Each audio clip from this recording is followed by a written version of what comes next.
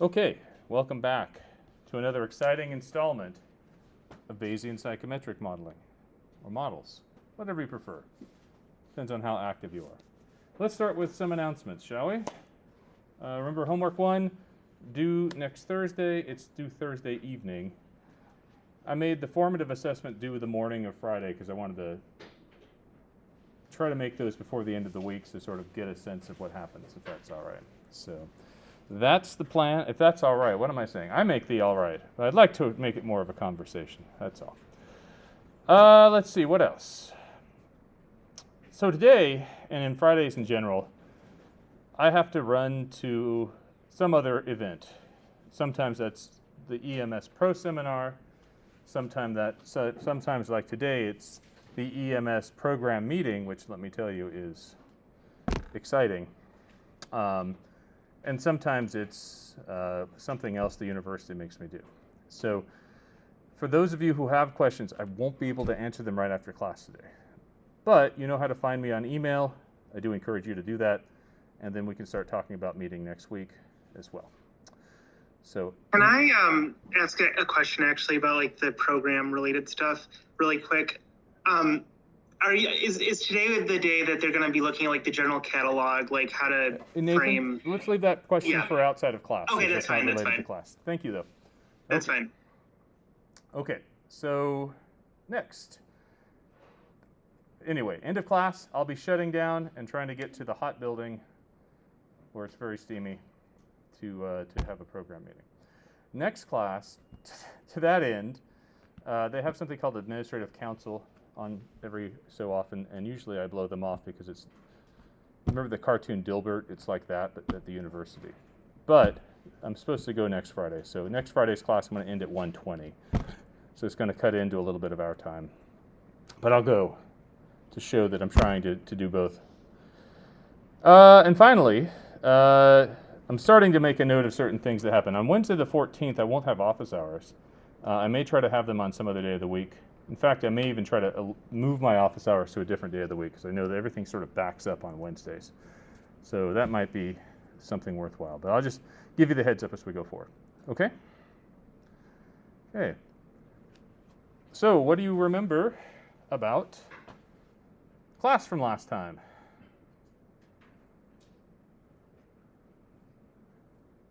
Did I go Bayesian on? updating. Bayesian updating. Thank you. Yes, Bayesian updating is really fun. Let's see how the posterior changes. Yeah. Your parameters should be within the space that you're interested in. Yeah. So it's actually kind of a tough thing because what a parameter is in Bayes, almost everything's a parameter. In fact, if you've got missing data, guess what? Those are parameters, right? But so if you have data and you're going to map a distribution onto it, which is sort of the basis for a model, the range of the distribution, the sample space or support, those are variables, the names that we use interchangeably, needs to mirror that of the data itself. But then the parameters of that distribution, we may put priors on, and the prior should match the range of those parameters. So if we say something is a probability, we should have a prior that ranges between 0 and 1 to make it work. We don't have to. There's a lot of other ways of doing so. There's things called improper priors. It makes it sound very, like the alternative is like very, everybody's all dressed up fancy and there's, they drink with their pinky up and that type of stuff. But I don't know. That's not priors for me. Do you like Bayes so far? Are you skeptical? Where's your temperature on Bayes here? Got a thumbs up. I like that. Yeah, so. Anybody thumbs down? I'd like it. If you're okay, it's okay to be thumbs down, right? I grew up as a very disagreeable person, very disagreeable child, which is probably why I'm in the profession I'm in now. So I get it. It's great to be a skeptic, and I encourage you to be. But if you like it so far, that's great too. Okay. So do you remember where we left off last time? I gave you a challenge. Just kind of, so I'm going to just lecture from slides today without RStudio. This is a psychometric day as opposed to last week being or the last couple classes being Bayesian days. So this psychometric day will probably span 2 days, if not bleed into a third, because I'm going to define for you all of the psychometric models all in one space. So that's why the examples were leading to where they were. But it means I don't have a lot of R code to have to go through. But let me just start with this example here. So when I went to grad school back before Google existed, I know, crazy, right? We had automobiles. People had invented fire. The wheel was around. But Google wasn't. Thanks, at least someone knows. There was my first class in grad school was with a professor named Roderick McDonald, Rod McDonald. He was fantastic. He's passed away now, but the way that he started this class was this satisfaction with life scale. So there was a guy named Ed Diener who did personality psychology, one of the areas he was in. He was a professor at Illinois. His office, I think, was just down the hall from mine. Became very well known for happiness literature. And the satisfaction with life scale was sort of part of that. It's a 5-item, quick scale. There's way more than this, so this is just a small part. But this part right here was in Rod McDonald's textbook, which I kid you not, the first class I had, it hasn't even been printed yet. It was 1998. So we had the page proofs, or not even the page proofs. We had the double-space page drafts for each chapter to read through. So talk about like weird, right? Now here's Dark Ages for you, though. He presented by sitting on a desk with an overhead projector, and he would take overhead slides of each page and underline certain parts. So whenever I think my presentations aren't great, yeah, anyway, it was a different era, right? But let's talk satisfaction with life scale, because this is like a scale that you would see, not an educational like ability, or sometimes we call them cognitive tests, but more of a personality instrument or inventory. So here we have an item, I'm satisfied with my life, and there's a 5-point, what some people call a Likert scale. By the way, technically speaking, the Likert scale is not what Likert did to get the name Likert scale. I believe the story is such that Likert was at Michigan, I think it was a student, and his dissertation came up with a complex scaling method to find what numbers to assign to these values, and found out it didn't work that much better than integer value for each of these. So the Likert scale as we know it may not work like a Likert scale. But I digress. So you've seen these before. They're all the same. They're 5 items. They all have the same. There's a stem, a set of text, and a person selects an option. So first step, how do we quantify the options? What do you think? I'll look at you online too here. And those of you on YouTube, hit the like button and put down the comments. That's right. By the way, I don't think she's going to watch this. Some of you are in Lisa's class. I know she jokes about her YouTube merch. Lisa's having a birthday next week, and I thought, not next week, next month. This month, a couple weeks from now. Whenever it is. And I thought I would make her like the first of the merch. So is anybody in on this conversation? I hear that Happy Garbage Day is one of the comments. Are there other ones that I should be considering? Oh, fish sticks. Fish sticks. Yeah, the Zoom transcription would always she was trying to say test statistic, and it would translate as Fish sticks. Fish sticks. Excellent. Yeah, Rambo will become Rambo. Yep. Rambo, fish sticks. Okay. Well, if you have any ideas for merch, drop them in an email, put them in the comments of the YouTube, and we'll go from there. But don't tell her. Maybe she'll show up in her merch. How's that sound? Does that sound like a decent present? All right. She's tired of me buying her web domains. I don't get it. Pilesofvariance.com. Yeah, I bought that. Happy birthday, hun. Here's your URL. Anyway. Makes a great birthday present. Sorry. Anyway. How do you score these? What are the numbers that you assign to these? Or do you assign numbers to them? Yeah. One option is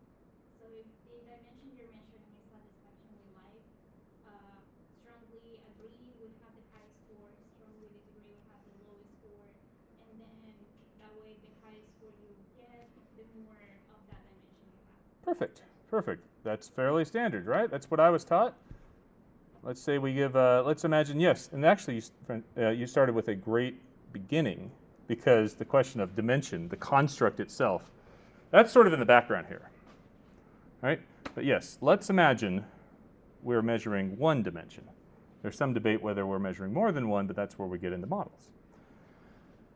Yes, and it is satisfaction with life. So therefore, when someone says they agree that they're satisfied with their life, that sort of relates positively to it. So we'd think that that would work. And so I would say, you know, in the data I've played with mostly, you get a 1 for strongly disagree, a 2 for somewhat, 3 for neither, 4 for somewhat agree, and a 5 for strongly agree. Does that seem out of the ordinary? Not too bad, right? Not really a model, though. But that at least is a start. So let's go a step further then. Would you put what type of model would you use to think about this? Or is there a model? What do you do once you collect these data?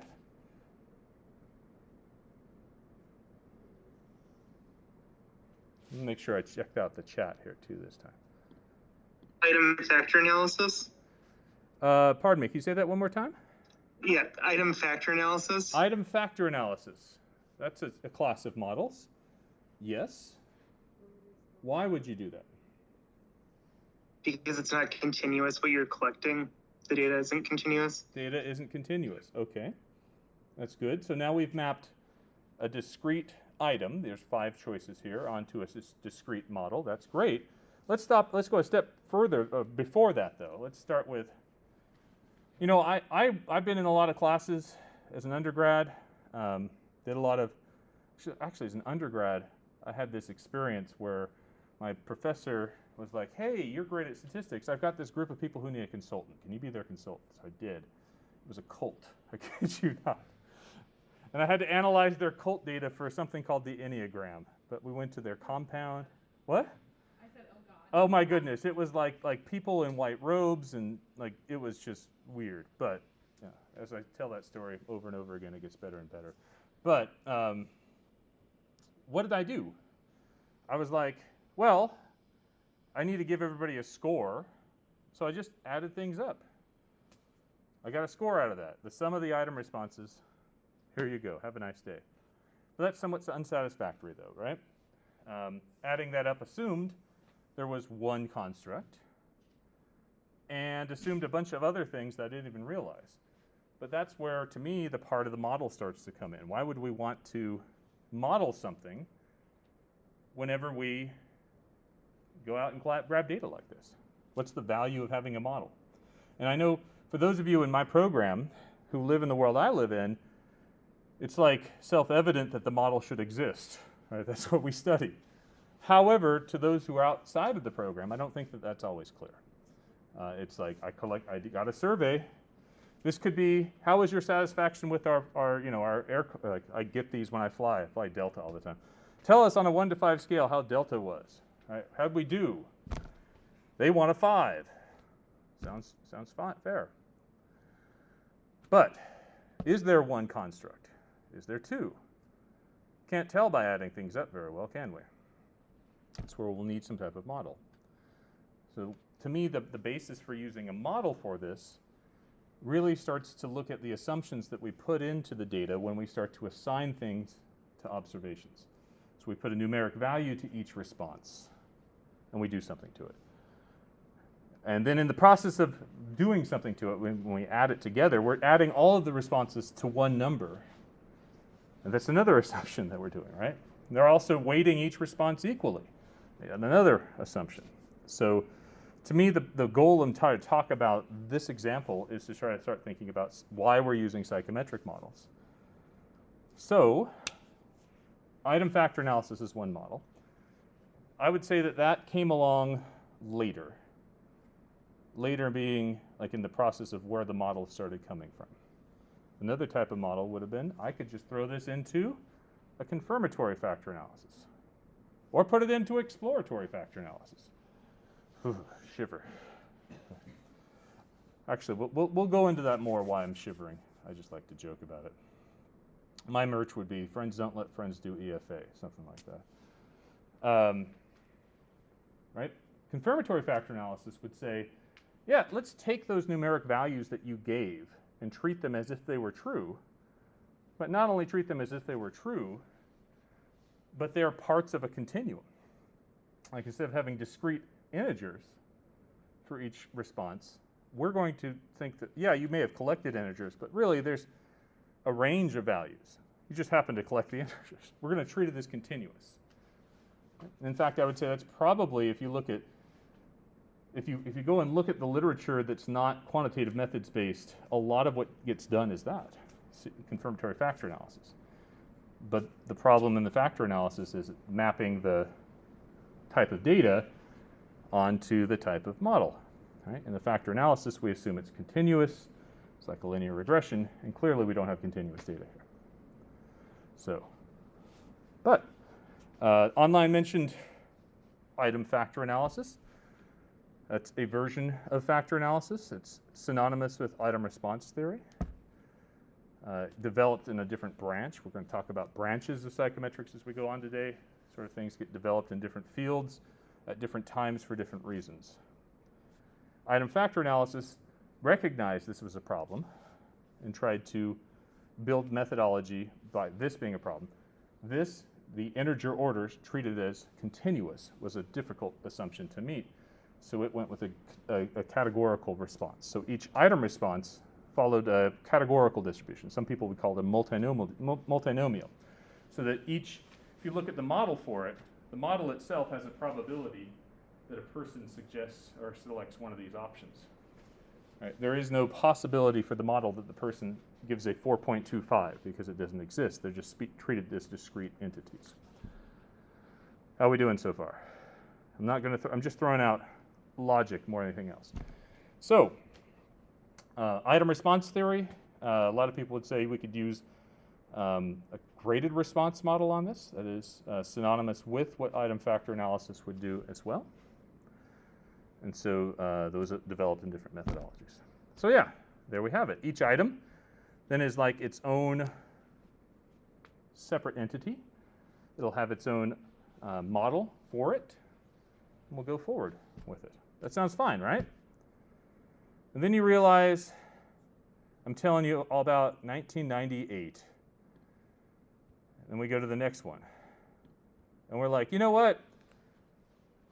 The problem with psychometrics is we don't have as amazing of item responses as we could have with all this technology around. Right? You think about, I'm trying to do sarcasm, and I'm told by my spouse that I'm not good at it. So I might have to like find a way to express sarcasm in a different way. But let's put it this way. Oh, that scale before, the problem with it wasn't the measurement, it wasn't the construct.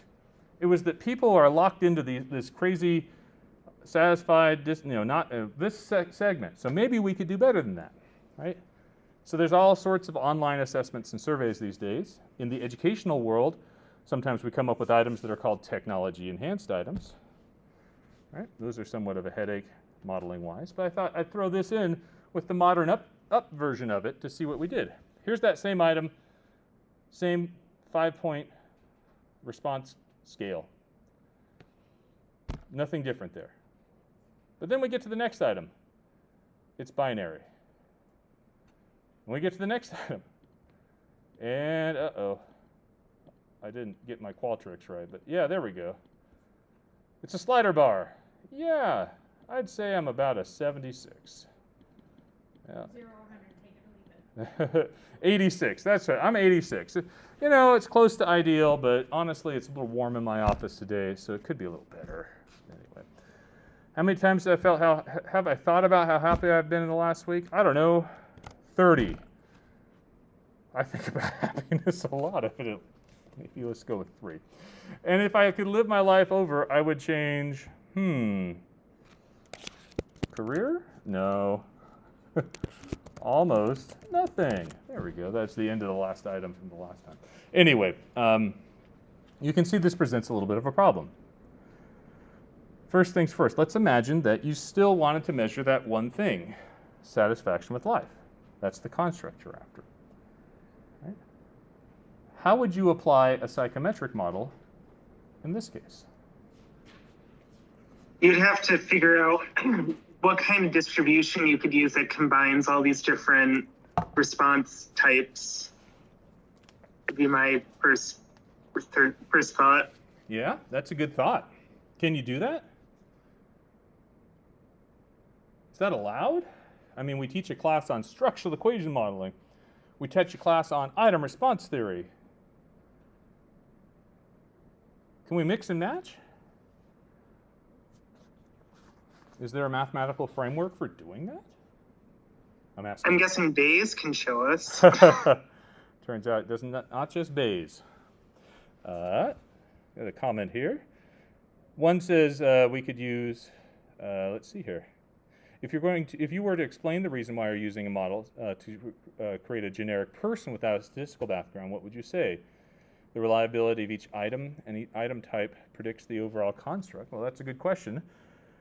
The use for model is somewhat of a scale, potentially a scale building phenomenon, but it's also a scoring phenomenon. Why we might want to do that, because there are issues, even if we're even if we agree that all these measure one construct, adding together the items actually implies a psychometric model. It's not a model. You wouldn't think it's a model. I'm just adding things together. But it turns out it is a model. And it's a very restrictive model. And if we don't get those assumptions of the restrictive model right, the thing that we're after, which is a continuum of people, we might misorder people on that continuum, which is what a scale is supposed to do, right? We also might how about this? Our estimates of reliability might be biased. We might overestimate how much information we actually have. So because of that, models are important. But getting back to this, yeah, I mean, would it be nice if we took, I think you could see this somewhat in IRT. If you were in IRT class, you'd say, this is a greater response model up here. If I went and I said the yes category is like a 1, the no is a 0, that fits into a binary IRT model. What do we do when we get down here? I know at least one of you knows. This is a scale. Remember, the first step in understanding data analysis is to map the distribution, the range of the distribution, onto the range of the variable. These are discrete responses, some of which are ordered, right? So a multinomial or a categorical distribution fits this. And this. This is just a two category. This is a 5 category. They're sort of generalizations of each other. So there's the same family of distributions. This thing's, you see data that goes from 0 to 100. What distribution goes from 0 to 100 is the first question from a modeling standpoint I would ask. Because that would be the thing I'd start to look for a clue. Now, the other thing that this is that yes, there are discrete scale points along here, although I can't get it to work the way I want it to. You could envision that each spot being an integer, so 0 up to 100. So 101 integers that show up there. So in that regard, you could think, I'm going to load up a greater response model with the 101 categories.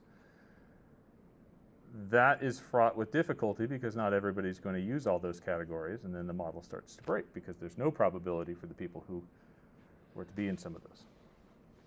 But this is a little bit more plausibly continuous as an outcome, right? Is it? I don't know. Survey research says that you're going to see clustering around the 5s and 10s. You could, absolutely. That's another distinction open for debate. But there are continuous distributions that could go with that. Even with the 5s and 10s, unless you have a big sample size, you may have a problem. But continuous approximations, we could think of just a straight factor analysis. Another merge, continue-ish. Continue-ish, I like that. Continue-ish. Is that a Lisa-ism? Yes. Gotcha. Got to start making a list of this.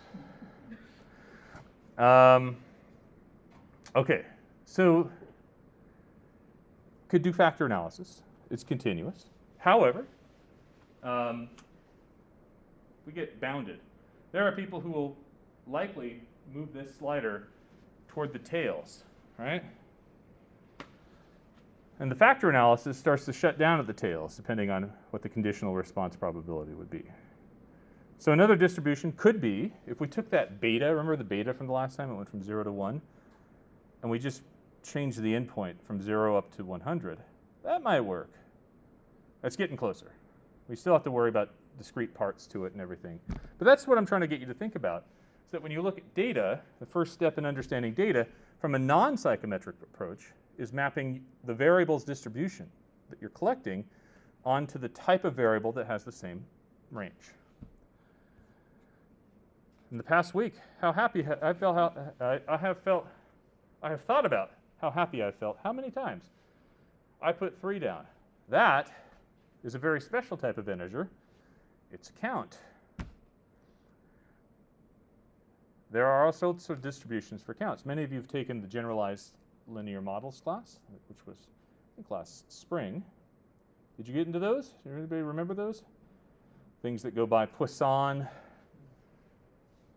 That if you have too many zeros, there's the negative inflated, or the zero inflated Poisson, or you have a hurdle model with a Poisson. Sorry, stretchy Poisson. You could also have a negative binomial as well. Right, but there's all sorts of distributions for counts. Do any of those map onto a measurement model that you know of? Not really. What? But yeah, it turns out the measurement model itself, if we think abstractly about it, it's really putting 2 parts of an equation together. On the left-hand side, my right, your left, right here, are your data. And the right-hand side, it's what the model is imposing based on what you believe theory to be, your construct in this case. Right? And in a generalized linear model sense, the difference between a linear regression and a logistic regression is not that the data is on the right-hand side and your theory is on the left-hand side. I did that right. The data is on the left-hand side, the theory is on the right-hand side. I'm trying to be opposite here. It's that the data changed, and you have to map the theory onto the range of the data correctly to make it work. And the same thing happens in psychometric models. It turns out, even though these first 2 items are what we would call IRT, and maybe you've seen an IRT analysis for it, in a psychometric measurement model, one of the basic assumptions that we use is for a construct conditional on a person's latent variable, score, trait value, whatever you want to call it, that these items are independent. If the items are independent, that means the model likelihood for each can be anything because they're all discrete parts. So this one could be this multinomial distribution, this could be a Bernoulli distribution, this could be a beta distribution, this could be a Poisson distribution, and this last one, don't get me started, gets more complicated. But you can interchangeably move the distribution because it's no longer that you will have to have all of one type of item to model it one way. And it's no longer that you have to change your data so much to fit it into IRT or to fit it into CFA. It's that you can just pick a distribution along with a link function to be able to produce the result that you want simultaneously. And that is actually not a feature of Bayes. You can do that in maximum likelihood as well. It all is about the data likelihood itself. Any questions so far? Yeah. If you do that, so could the model work with one item only? No.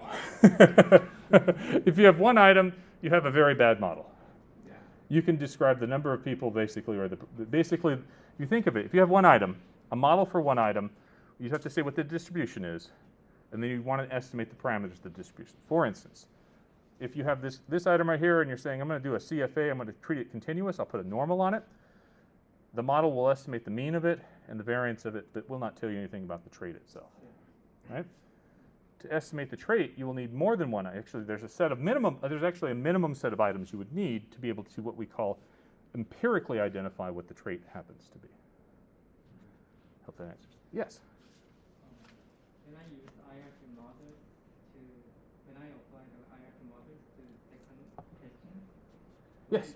What is the interpretation of each parameter? The same. So think of it this way. In IRT class, you might have an assessment or questionnaire that has 30 of these binary items. And for each you'll have, let's say you fit a 2-parameter model. I know we haven't defined them in this class yet, but let's say you fit a 2-parameter. You get a discrimination, you get a difficulty. Each item has a discrimination difficulty. You interpret them that way. Same thing here. Because each item is conditionally independent, the model for that item and the interpretation for that item will be the same if it mirrors a different model that you have. So this item itself will have a discrimination and difficulty, if you want to call it that, or a slope and intercept if you want to call it that. And for it, those interpretations will follow.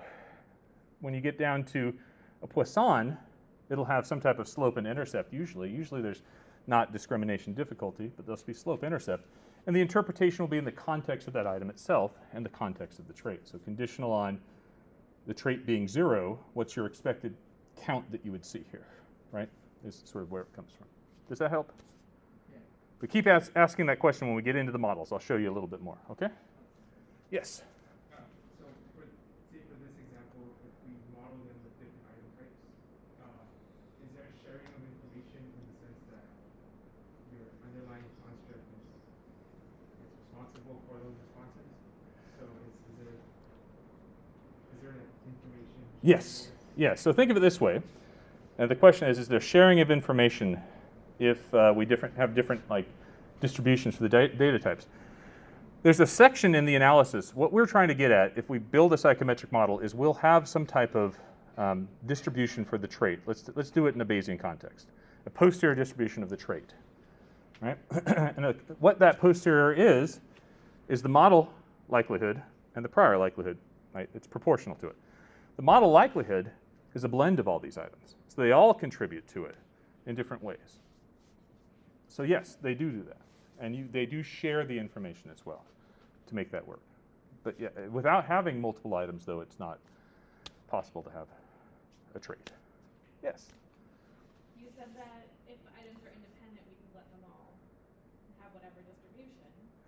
Well, If they're all measuring actually, I said, let me try to be clear about what I said. I may have been misclear. A very fundamental assumption in psychometric model is it's conditional on the trait, on the score, on the thing we don't observe. Okay, got it. Yep. And what ends up happening there, if you remember the last lecture, we formed, here, I want to go to this because I want to dwell on this a little. This is a fundamental concept in our class. Remember at the end of the last lecture, hang on here, we built a model likelihood. Right? And I said for each roll of the die, it followed a Bernoulli distribution. And so that is one roll right there. But then we combined across them, and we did so by this product. Do you remember the assumption that we said that each is independent? In a psychometric model, the conditional independence features that way too. When we say independence, we're implying how the model likelihood is constructed. If items are independent, there's going to be a product somewhere. You hear independent, think capital Pi for product, just multiplying the likelihood functions of each. That is a key, fundamental part. Now, it's a testable assumption in the model sense. It may not be valid in many model senses, but it's how we construct the model likelihood, and that's the basis for what we do Bayes' theorem for a lot of our work that we do. Did I answer your question? Yeah, I missed the conditional on the trait part. Okay. Yep. Gotcha. Yeah, items most certainly are not independent. Right? But once you figure out a person's ability or trait value, we assume they're independent. Okay, sorry. It is an assumption that's fraught with difficulty, but there. How are we doing so far? All right, anybody want to take a shot on this last one? You get a bunch of open-ended responses. How many of you have collected data before with open-ended responses? How many open-ended responses do people give you? A lot, right?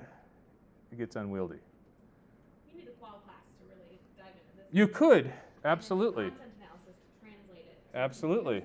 So if you wanted to do that, that's actually getting into there's a couple features to it, right? You could qualitatively try to understand the types of responses and then code them in a way, right? And that coding uses some type of categorization, and that categorization would fit into a multinomial type of distribution. So there, we've got our link. But that coding happens. Turns out there's some pretty cool models out there that try to do it without the coding. Now, they're really hard to get working, as some of our colleagues in this class can know. There's something called a topic model, or sentiment analysis, or so forth. But we can get into that a little bit too later in class if we have time. But the idea would be, could we kind of dissect the topics that are in the comments about things that people would change? And do those topics then relate to the latent trait as well? So it's all sorts of, there's all sorts of great advances these days in text analytics, many of which were brought about, as I mentioned in class. This class, I started before Google. Google used a lot of the early advances in these latent Dirichlet allocation models or topic models that you talk about to try to sort pages on the internet and understand the topics, so that when you put in a request, you get a page that looks important or relevant to it. For us, people in psychometrics have started to do this, but not. It's very, very new, and they're fraught with all sorts of difficulties. So anyway, just thought I'd add it. There are models for it. Put it there. How are we doing? Do you think this is a helpful sort of exercise to start thinking about some of these concepts, maybe? Okay. I'm going to move on then. I'm not submitting my response. Anyway, the model, though, in addition to providing a scaled score for each person, provides us a basis for understanding, for instance, model comparisons. There is some debate. Actually, in Rod's book, he sort of elaborated on this. The fourth and fifth item are sort of like satisfaction about the past life, and the first three items are present. So do we have two dimensions or do we have one, right, in the construct that we're trying to measure? And that's where a model comparison can help. We could fit two models and see which one seems to fit the data better, both in an absolute or a relative sense. We could also talk about which item seems to be most informative about each trait, so which seems to be most related as well. So that way, each of our models actually will have parameters that take that, try to quantify the relationship between item response and latent trait.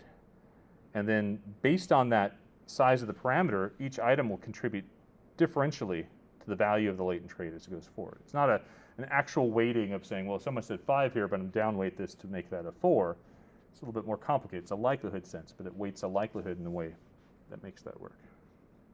So I thought I'd start there. Hats off to Rod. I was really grateful to know him. So we'll go forward. Any other questions before we dive in? Or we've already dove in? Dove in. I don't know. All right, let's talk about latent traits from a big picture point of view. Latent trait theory posits there are attributes of a person. Person, I say typically, it could be other entities as well, depending on what context you're in. But for purposes of this, let's talk about people answering surveys or taking tests, okay? Those attributes are typically unobservable. That's why we call them latent traits. Quantifiable, right? And related to a set of tasks that can be observed. And we don't often call them tasks because often in these classes we call them items or questions or survey responses. But they don't have to be, right? It's data. And in my sense, this is sort of my thing. When we build a model, it's about math, and math don't care. Math don't care if your data come from a person or from a school. Math don't care if your item was somebody's checking a box or somebody rating a performance, right? It's up to you in the design. So this, by the way, is the entry point to where I said I don't spend a lot of time on constructs. Today I'm talking constructs, this very first part, but we're immediately moving into the model part of it after that. So I'm doing a lot of hand waving here. There's a lot of excellent literature on how to build constructs, what constructs means, and so forth. I'm just not going to cover it. My apologies. It doesn't mean I don't appreciate it. And actually, it's not paramount. None of this works unless you have a great theory about what a construct happens to be. I've actually seen in some cases of my work with other colleagues, people saying, I've got this construct, I collected all these items, and it turns out, yeah, they don't really, like the loadings are so low for each. It's not really a construct. So it could happen. But, so we've got these attributes of a person. You can't see them. We can try to quantify them, and they're related to things we can see. So those attributes, the qualities of the individual, what we call construct. And I like to think that that underscores that construct, that term, means it's constructed. It doesn't exist. You can't just put a person in a functional MRI and be like, hey, satisfaction with life lit up in the brain. There you go, right? That's just not going to work very easily. So constructs themselves, we build. And we build a lot of them, and which is a really dangerous thing because oftentimes we create a reality that seems to either be very narrow or not sufficient for a lot of purposes. So each of those constructs exist for a purpose, a very specific purpose themselves. So for instance, general or specific ability in educational context, that's the type of construct. A feature of personality, extroversion, or satisfaction with life, that's a construct. There are all sorts of other constructs. In the medical school, sometimes they talk about patient-reported outcomes. Those patient-reported outcomes could be constructs that they're trying to measure. So here's the key thing about it. The models that we build are families of distributions for data. So we call those psychometric models, and often, and you're taking this class in this program, Educational Measurement Statistics, but it doesn't matter. The math itself doesn't care whether the construct is in education, whether it's in psychology, whether it's in medicine, whether it's in history or sociology, it doesn't matter. The math is the same. The math works the same. The location of where the construct is built tends to group the constructs. A lot of times here in education, we're worried about academic constructs. Not always, though. People in psychology might be interested in different types of constructs than us, but still, the models themselves will be applied the same. So that's a key in thinking that, right? Even though we mentioned item factor analysis today, which is a field developed in psychology, versus item response theory, which is a field developed in education. And yet the math for both of those is identical for the model sense. The estimation methods are a little bit different, but if you look at that, you can use either in each case as well too. So what that means in a big sense is methodological research, or where the models get published, like where how to do this gets published, can come in almost every place, right? You can learn things from people in psychology. You can learn things from people in education that are useful for modeling. How we doing? Okay. Long history of latent traits. It began well before academic disciplines. Tests have existed for centuries, right? I didn't look up the historical record on this, but you could, and you'd see,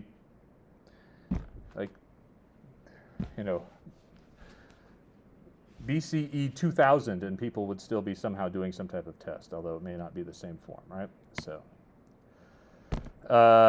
each of these, though, when you have a test, if you think about it and you do the philosophical part, that test is trying to measure this latent thing, this thing we can't see, right?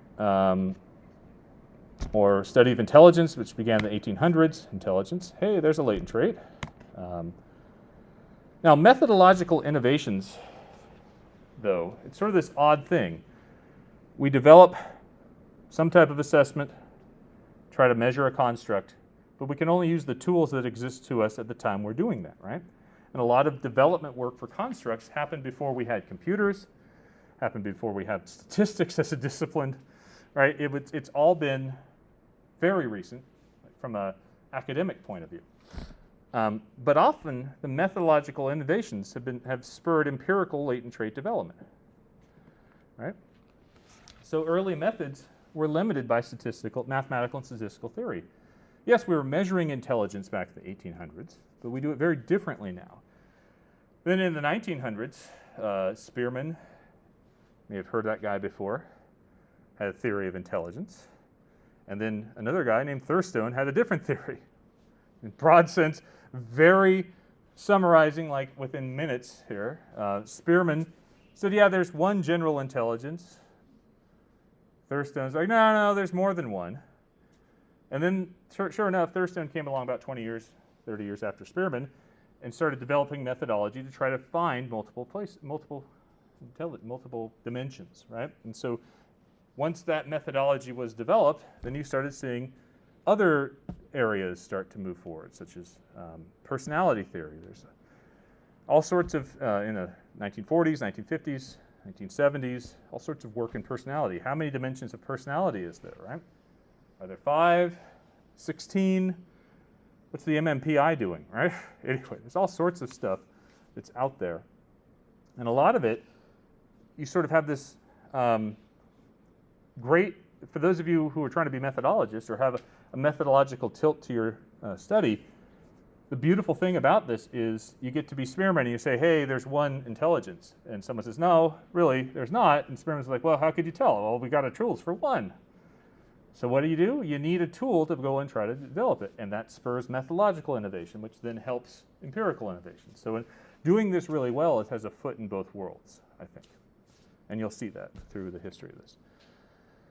Sure enough, then we get into all this that I was talking about, with the exception of, I said, the personality theory in like the 70s and stuff.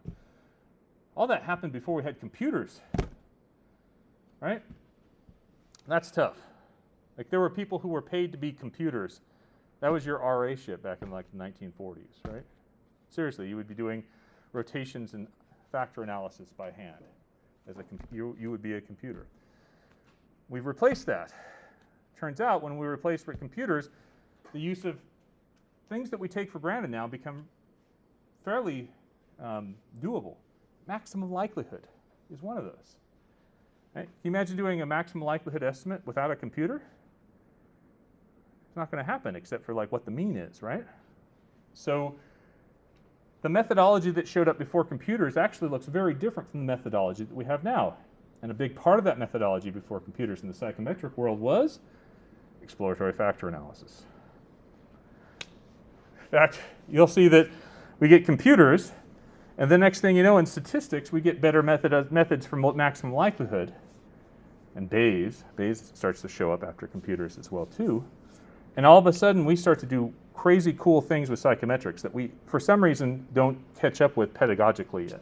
So we still teach a lot of these things that happened prior to the invention of these, in sort of a research sense. But it is it's still there. How am I doing? I feel like I'm ranting. You feel ranty?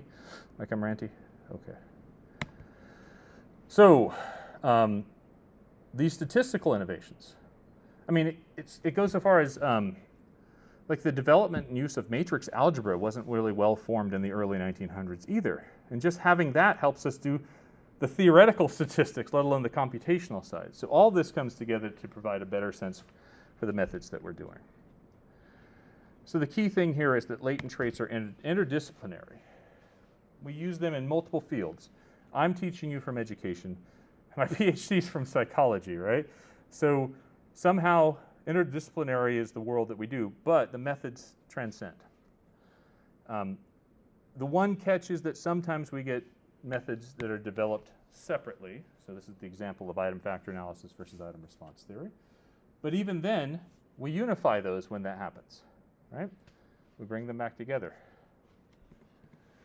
There are many different terms. The other problem with that being interdisciplinary, though, is the language. The terms, if you think the Bayes terms in the dictionary, get ready for the psychometric terms, right? What's the label we give to the latent trait? A factor, an ability, an attribute, a construct. We can keep going, right? And turns out there are certain literatures where some are okay and some aren't. I do research in an area called diagnostic classification models. We call the latent traits attributes. But if you're in factor analysis, they're factors. If you're in IRT in education, they're not factors, though. They're ability. So speaking broadly and trying to write broadly is very difficult because the domains that you're in call the constructs, or even the abstract label for the construct, something very different. But we're going to use these synonymously in this class. Okay? Not only that, what's the label given to the person giving you the data? Examinee, maybe in education. Subject, I think that's sort of fallen off. Participant, that's more of a modern subject. Patient, student. I picked respondent. I co-wrote a textbook on diagnostic models. And we all had this debate because we were trying to write it to be broad so we wouldn't just speak to people in education. And we ended up with respondent there because if we said examinee, we'd shut off everybody in psychology. I don't have examinees. Respondent seemed but neutral enough to be able to fit. So that's what we used. But what does this mean? It means that there's a lot of words to keep track of. However, there are relatively few concepts. Lots of words for the same thing. We're going to try to focus on the concepts. But because all of us have a different background, I absolutely expect that you might be weirded out by the words I use. I'm trying to be general, but it's very hard. So that means if you have a question about what I'm saying, like what do you mean by this? Please ask it, because most likely you're not the only one with that question. But also I want to be able to translate across the types of each of our disciplines and each of our backgrounds that we come from. Okay? Okay. Any questions? All right. Again, this is construct day. So at the Hofflin House, can I tell another story? The Hofflin House, where Lisa and I reside. By the way, Hofflin's the name of our son. You probably know, if you know that. Her name is Hoffman, mine is Templin, so we just put that into a last name together, so we call it the Hofflin House. Before her class, Tuesday I think it was, she's like, said, "Are you ready?" Yeah, but it's a bunch of hand wavy. I don't really like this. So we're all like hand wavy for constructs because there's no equations, there's no that's what with code with the construct. It's very philosophical. So this is my hand wavy. All right. It's not, doesn't mean it's not important though. It just means that it's tough to be able to do well without the devices that we're used to. Okay, I like to think that the best constructs are built purposefully. That seems to be a self-evident statement, right? If you're doing a research study and you want to measure, again, satisfaction with life, you don't randomly pick items from anywhere and throw them on there.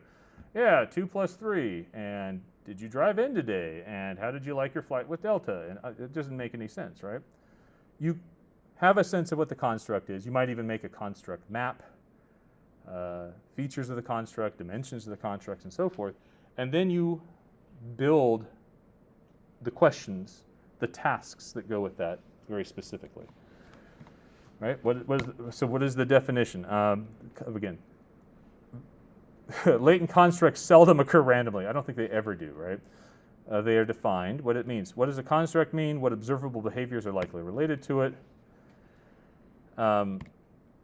Therefore, modern psychometric methods are built around specifying the set of observed variables to which a latent variable relates, this construct. That's where I say there's no need for exploratory analysis. One of the problems I have with exploratory factor analysis is that you built your items, you built your construct. Why would you go put it in a machine to see something else? Because that sort of assumes the machine knows more than you do. But in reality, particularly methodologically, that's absolutely not the case when it comes to exploratory factor analysis. So exploratory factor analyses don't fit with this idea of construct development. In fact, if you're really building a construct well, you build a construct, you test it, you see if the construct you thought you had is there, and if not, you refine it and try that process again. That's not exploration from a model sense, it's a development sense, right? That's why, even though this is a quantitative methods course, some of the early steps that you'll do in construct development won't involve quantitative methods. Like if you have educational assessment, you might build items and have people come into what's called a cognitive lab, where they're trying to answer the items and thinking their way out loud what they're doing to answer each. Right? That is definitely not a quantitative method. But it's very important for building the type of data that you need to try to build a construct that does what we want it to be. So I use this term relates. Like for a lot of what we do, But for instance, the observable behaviors that are related to the construct. Yes? I'm sorry, can we go back to the exploratory factor analysis stuff to help me reconcile some potential discipline there? Absolutely. So I've heard from both Lisa and you that like exploratory analysis is not a thing. And It's a thing. We well, just it's a don't thing. we don't Right, agree right, with it. right, Yeah. right. And the way you and Lisa talk about it, I think, is actually how like we go about it. Excellent. And some of our advisors, but like they still call it exploratory factor analysis. So can I like walk you through? Yeah, kind of, absolutely. like, the Please. steps, Please and do. You tell me like, is that exploratory or is it more? Gotcha. Whatever. Gotcha. So we have items that we think measure a particular construct. We like throw it into a factor, like we run the factor code without any specifications, and that's where like I think the exploratory piece comes in. Now, we do think, like we do like generate like hypothesis around how we think these things hang together, and like that first step is still like no imposing anything on it. Right. And then usually it moves very quickly into, yes, like then we're throwing our constraints on it. So two things. That first step is imposing things on it. You just don't Yeah. realize it. So Right. it's not fully, depending on how you're doing that first step, may not fully be exploratory. Okay. And then when we get to the back end, like, and like figuring out where items actually go, when we were talking about it in our class, there's a way where you let them load onto whatever factors you want, right? But then our approach is, no, we've confirmed that it loads onto this one. We're only gonna like build scales out of the items that Yes. hang together. Yeah. So it sounds like we are actually doing more of like confirmatory. Okay, so Yes or no? yeah. Yes and no. I think it denotes the need for an explanation of what exploratory really means here. Because there's lots of ways of doing confirmatory versus exploratory. What I'm talking exploratory analyses is the use of factor analysis where you're saying, I don't know which item loads onto which dimension. In fact, I don't even know how many dimensions I have. That is completely at odds with a good version of construct development, which is, these are the dimensions. And for this dimension, these are the items. And so when you go about it from that, I don't know how many dimensions, it mismatches.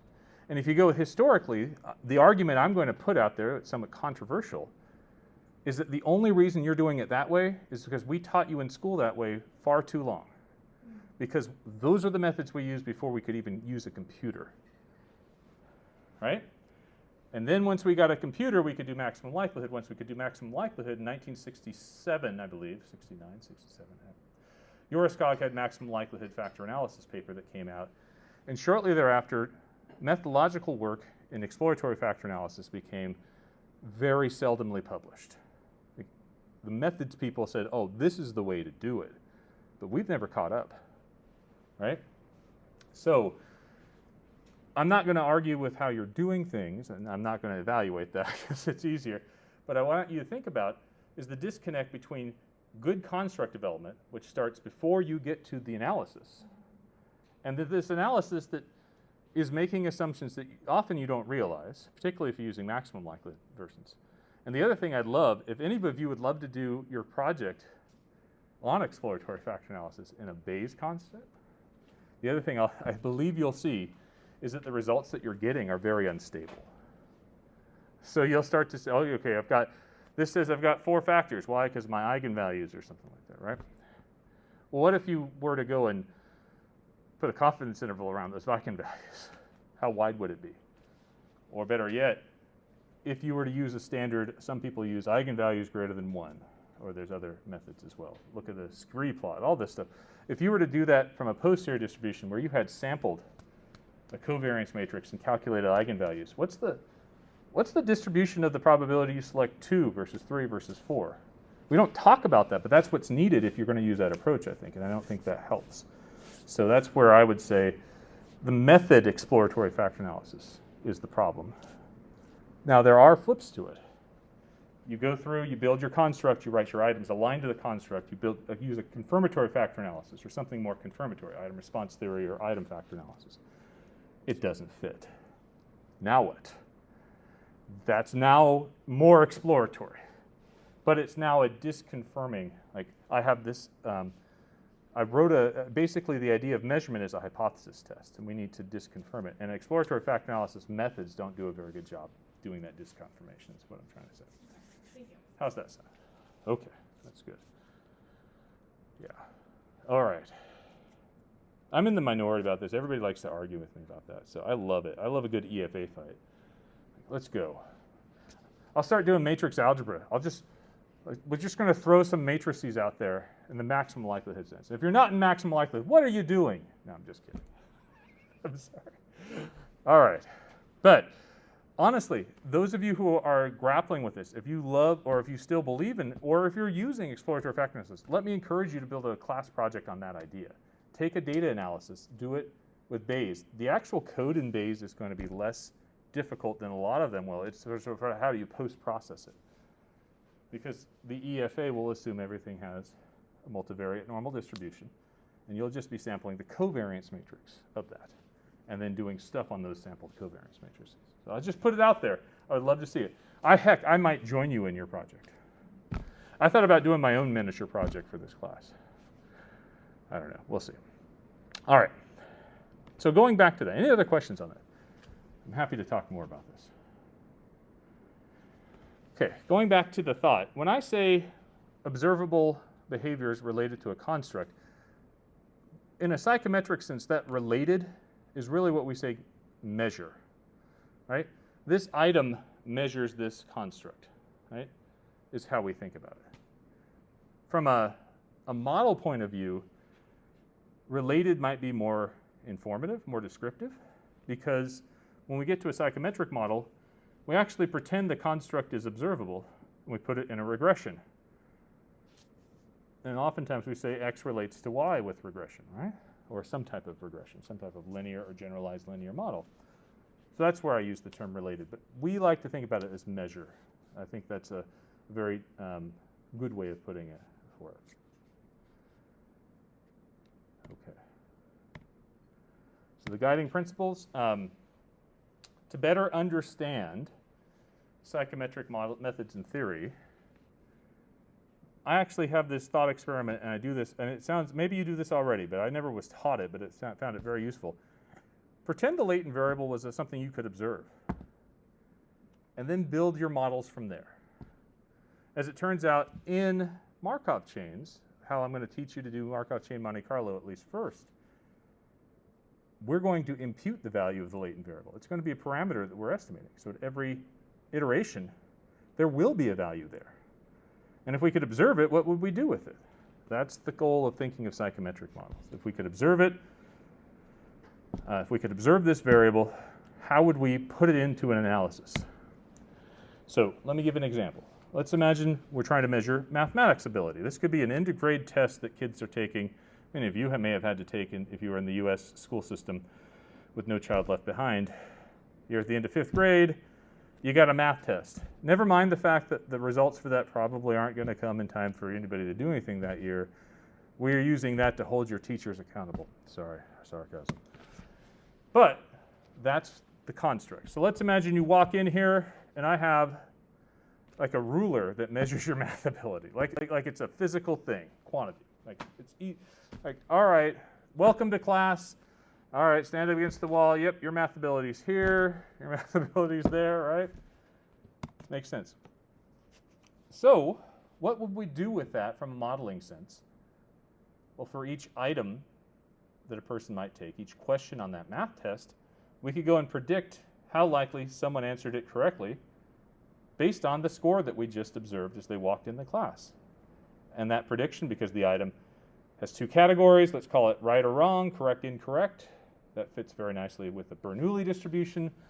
And then somehow we put our trait score to predict it using a logistic regression. Right? That seems pretty straightforward. We just observe those stupid traits, we wouldn't be in this class. Wouldn't need this, right? Psychometric models are actually essentially doing this. They're using observed variable methods as if we know the value of the latent variable. There are a few catches, right?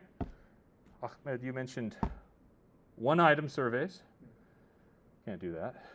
We need a set of them. We need a data collection design. That's what I call a set of items, how we sample people, how they take them, and so forth. We need a formal vetting of whether or not we did a good job measuring the construct. What does that mean? We need to know if the model fits the data. Right. So that's basically it. The psychometric models are actually models you may have seen in other contexts with observed data. Just the catch is that we just didn't observe all the data to make it work. How are we doing? Yes? I know that depending on the kind of thing that we are trying to measure, we can use different amount of items or indicators, but in your experience, how many items do we have to include or can we use in order to measure something reliable or No, the question is how many items do we need? The answer is always more. and sample size? More. More. Let me give you a tip as a methodologist. When anybody asks the question, how many, the answer is always more, regardless of what comes after, how many. So how many items? More. How many people? More. No, more specifically, that depends. It depends on how accurate you need to be. So for instance, licensure exams allowing nurses or doctors to practice may need much more accuracy because the consequences may be dire, you may injure somebody, than a quiz that I give you about psychometrics, right? So if you are really need to have accuracy and you're using a binary item response model, the next question would be how informative are your items? How, if you're allowing it discrimination parameter to be estimated, how many, what's the size of the discrimination? If you're using a 3PL, then you have to counteract that with how big is the C parameter, because the C parameter removes information effectively, or shifts where it is. It also dampens it, potentially. So all things considered, if you have really good items, you may not need many. But let me just give an example. Did you take the GRE? You took the multi-stage test. Anybody take the adaptive GRE?